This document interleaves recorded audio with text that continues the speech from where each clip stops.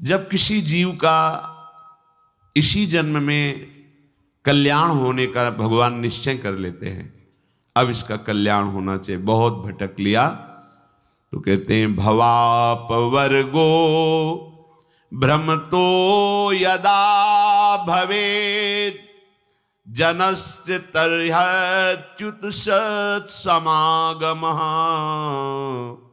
सत्संगमो यर्हि तदैव सद्गतौ परावरे से त्वयि जायते मतिः। ये भगवत कृपा का स्वरूप है कि हमारा अंतिम जन्म है। क्या? भगवत कृपा से, भारी सुकृतों की कृपा से जब हमारा आखिरी जन्म होता है, ये निश्चित हो जाता है कि अब इसका इस जन्म में कल्याण होगा, तो उसे साधु संग की प्राप्ति होती है। भवापवर्गो भ्रमतो यदा भवेत् जनस्य तर्ह्यच्युत सत्समागम। भगवान ने जब देखा संसार चक्र में पिसते पिसते अब तो इसका कल्याण करना चाहिए, अब इसका अंतिम जन्म होना चाहिए, तो भगवान कृपा करके संत समागम दे दीजिए। संत समागम में ऐसी महिमामयी चर्चा होती है प्रभु की कि उसका चित्त संसार के भोगों से विरक्त होकर भगवान में आसक्त हो जाता है। सत्संगमो यर्हि तदैव सद्गतौ परावरेशे त्वयि जायते मति। परावरेशे, भगवान श्री कृष्ण में उसकी बुद्धि स्थित हो जाती है। संत संग के प्रभाव से प्रभु श्री कृष्णचंद्र जी में बुद्धि स्थित हो जाती है। अभी हमारी बुद्धि भोगों में सुख, शरीर में सुख, शरीर संबंधियों में सुख, गलत निश्चय किए हुए है, और जहां संत समागम मिला तो समझना चाहिए हमारा आखिरी जन्म है और संत समागम का फल है संत संगमो यही तदैव सद्गतौ। उसकी परम सद्गति निश्चित हो जाती है जब साधु संग मिलता है। क्या परम गति? परावरेशो त्वयि जायते मति। जो परम ईश्वर हैं प्रभु श्री कृष्णचंद्र जी, उनके चरणों में रति हो जाती है।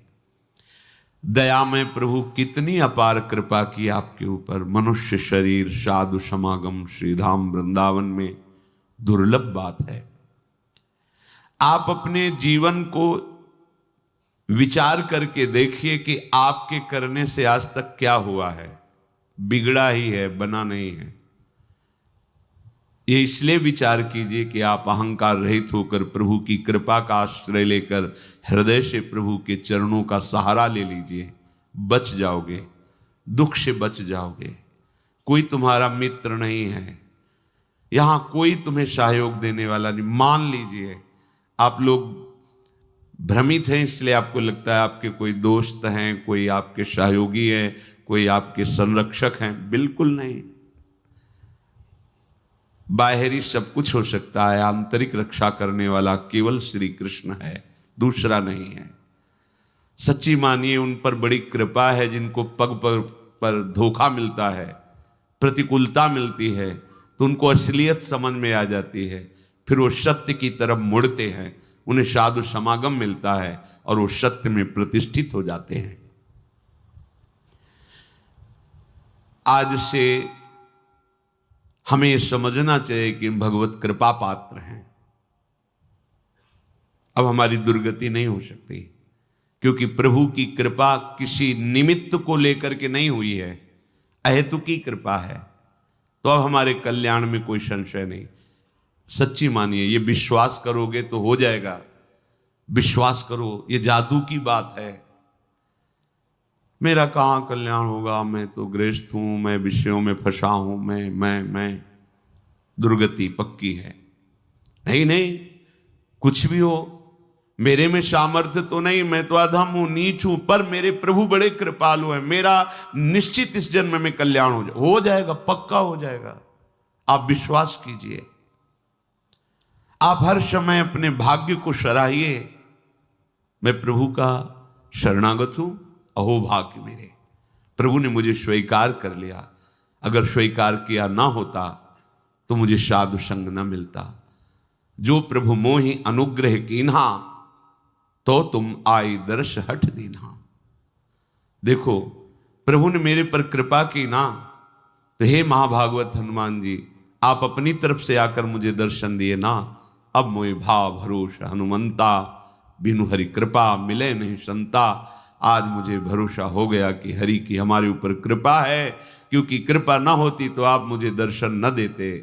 आपके समीप हमें भगवत चर्चा करने का सौभाग्य, सुनने का सौभाग्य न मिलता। हम लोग जैसे भी हैं अपने प्रियालाल के हैं, झूठी से ही सही तुम मान लो तो ये झूठी बात नहीं होगी, सच्ची है, क्योंकि है हम। संसार में तुम सत्य मान रहे हो पर सब झूठा है झूठा। तुम चाहे जितना सत्य मानो, ये मेरा कोई तेरा नहीं। दुनिया में लाखों का मेला जुड़ा, हंसा जब जब उड़ा, तो इस बात को पकड़ो ना यार। कोई साथी नहीं, कोई साथ नहीं, एक साथी है, केवल श्री हरि नाम, केवल राधा नाम। क्योंकि राधा नाम, हरि नाम ही हरि को प्रकाशित करता है। इसलिए हमारा तो हरि प्रिया से भी प्रिय इनका नाम है। इनसे भी ज्यादा महत्व इनके नाम में हमें देना है, क्योंकि नाम से ही इनका परिचय, नाम से ही हमारा संबंध दृढ़ होता है। झूठी भी हम मान लें कि हम प्रियालाल के हैं तो झूठा नहीं होगा, वो सत्य, क्योंकि हम हैं उनके। आप झूठ से भी इच्छा करने लगो, इच्छा नहीं भगवत दर्शन की, पर झूठ से भी करने लगो, अब तो कल्याण हो जाए इसी जन्म में, अब तो प्रियालाल मिल जाए इसी जन्म में, वो मिल जाएंगे। झूठा खेल है सांचा होए, क्योंकि ये सांचा खेल है। इसमें नाटक भी करे भक्ति का तो भगवान कृपा करके उसे सच्चा भक्त बना देते हैं। बस आश्रय ले ले भगवान का। झूठा भी रोए, झूठा भी गाए, झूठा भी भाव से लगे, सच्चा भाव नहीं है, पर प्रभु देखते हैं ना कि मेरे में लगना चाहता है, मेरा आश्रय लिए, तो उसे सत्य भाव से युक्त कर देते हैं, उसकी भावना सत्य कर देते हैं। पूज्य श्री राधा बाबा कह रहे हैं, मेरा अनुभव है, संतों के अनुभव को समझना चाहिए। प्रभु से केवल एक ही प्रार्थना करो, यदि कि मुझे आपकी अखंड स्मृति प्राप्त हो, निरंतर भजन, आपसे प्रेम, तो प्रभु इस याचनाओं को कभी नहीं ठुकराते। आप एक प्रार्थना करें, मेरा भजन बन जाए प्रभु, निरंतर आपका भजन बने, आपकी स्मृति में मगन रहूं, आपके चरणों में प्रेम हो जाए, तो इस बात की पूर्ति प्रभु उसी समय प्रार्थना करते ही शुरू कर देते हैं। पर हम अज्ञानी इसलिए जान नहीं पाते। क्या? जब इस बात की पूर्ति में लगेंगे तो जहां जहां हमारी स्मृति, जहां जहां हमारा संबंध है, जहां जहां हमारा राग है, वो मिटाना शुरू करते हैं। तो फिर प्रश्न आ जाते हैं कि जब से भजन शुरू किया तब से विपत्तियां आ गई, लोग हमारे को प्रेम नहीं करते और नफरत की दृष्टि से देखते हैं, अमुक अमुक अमुक। ये वही तो हो रहा है जो आपने मांगा है। प्रभु से प्रेम करने के लिए हमें सर्वात्म वृत्ति चाहिए, और हमारी वृत्तियां फैली हैं तो हमारे राग का वो नाश करके उन वृत्तियों को अपने में लगा रहे हैं, और वो भजन छोड़ देता है, वो सतमार्ग छोड़ देता है। कि जब से शुरू किया तब से घाटा, लोगों का अपमान, परिवार में कोई प्यार नहीं करता, और एक दो अगर पधार गए तो फिर तो और पुष्ट हो गया कि बड़ा अनिष्ट मार्ग है, भगवत मार्ग नहीं चलना। देखो, जब भगवान से तुम प्रेम मांगोगे तो प्रेम तभी होता है जब अनन्यता आती है। तो आप अनन्य बन नहीं पा रहे, तो आपको अनन्य बनाएंगे। वो अन्य का अपहरण करके ही तो अनन्य बना जाता है। और जब अन्य का अपहरण होने लगा तो आप चिल्लाने लगे, ये क्या, ये क्या? तो मांगा क्या था? हे प्रभु, निरंतर भजन हो, आपसे प्रेम हो, वही तो कर रहे हैं। नहीं, ये नहीं चाहिए तो फिर मांगो संसार के भोग सामग्री, फिर ये बात नहीं आएगी। ये बात नहीं है। संसार के भोग जन्म जन्मांतरों में कभी फिर कृपा होगी, तब यही होगी, तब यही कृपा होगी। कोई तुम्हें पूछने वाला नहीं रहेगा।